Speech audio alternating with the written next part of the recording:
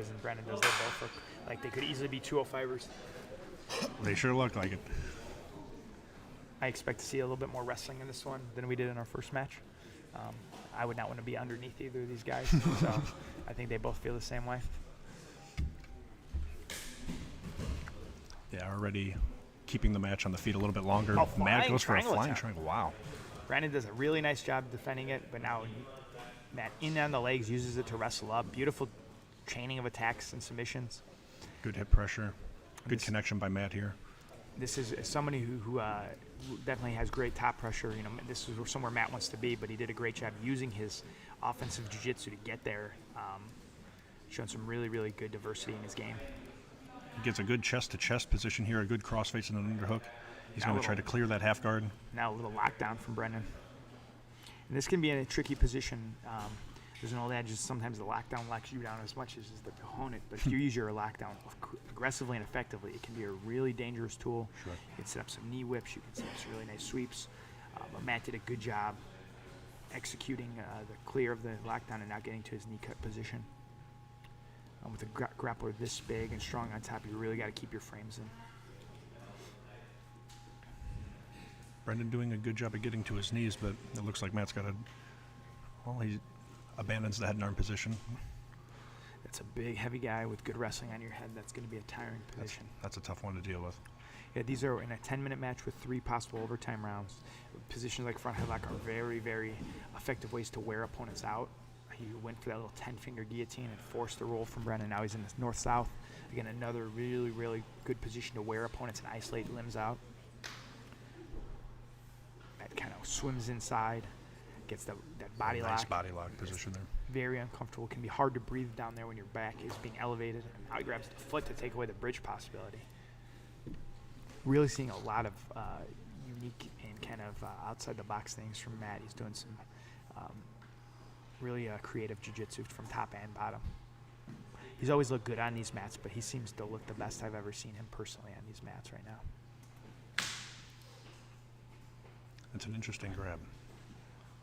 Yeah, sometimes as a competitor, you do that. Like, it's a good way to, like, a little knee on face, knee on neck action there. We do things like those grabbing ankles. It's kind of even just to throw your opponent off. It's necessarily it might be a technique, but it's also a way just to make him think about what you're doing. Sure. So maybe make him make a mistake or react ways he doesn't want to. Now traditional side control for Matt. Matt looking really good with the top control position here. Brendan trying to get his knee on the inside here. You can see Matt's head was posted on the ground as he elevated those hips into a tripod position. That is a very, very hard position to escape because on the bottom it feels like you can move your hips, but you just kind of hit a wall because you can't get that elevation. And the more you bridge, actually, the more you're going to be tiring yourself out. Again, another instance of Matt putting him in positions where he's not doing too much other than making Brandon tired and making him make mistakes. Matt tries to go to the mount. Brendan does a really good job at defending the mount position. Right back to that traditional side control, head and arm.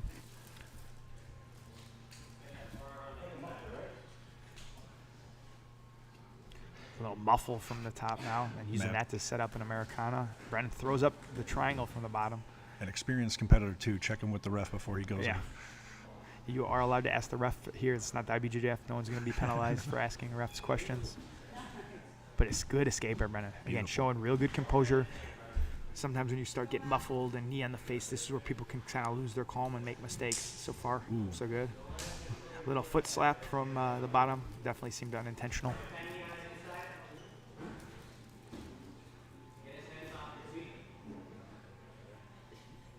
Good flexibility showed by Brendan. Getting stacked and not even worried about the pressure on his head and feet.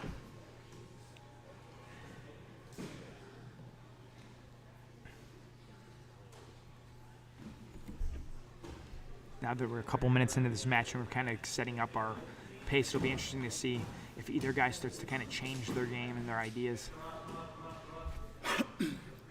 So we see a little bit of a scramble here. A low single by Brendan. Well defended by Matt. Matt just seems to be one step quicker than Brendan. He's been able to kind of like get slightly ahead in all these scrambles. Sure.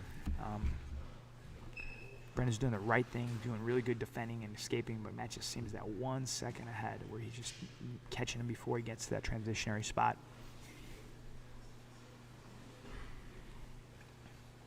5 minutes. That makes the halfway part of this match 5 minutes down, 5 minutes to go.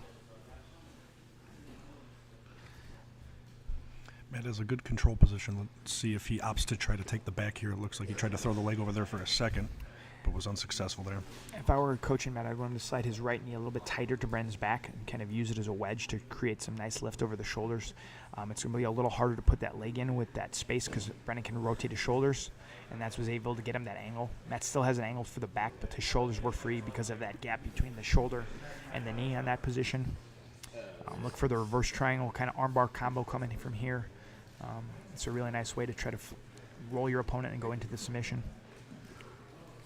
And Nogi, especially that rear triangle, is an incredibly strong control spot. There it is. Man, Matt looking really sharp right now. Brendan's doing a very, very good job with this defense, though. But like you said, Matt just seems to be one step ahead. Yeah. Little face crunch action from the back. Not putting the body triangle or hooks in fully, kind of using his hips a little bit more for motion and control. Looking for a little face crank again, side to side. Very nice switching. He's on the face. We'll see if he can get the tap. Brennan's not letting him have it. Again, at this kind of pro level, guys don't need the neck. They just need the face. Right. And it looks like he has the face crank. Brennan's thinking about it and gets the tap. Matt gets the tap with The face crank from Matt Cantwell. And he will move on to our second round. Him and Nick Creighton will be a very fun match in our quarterfinals.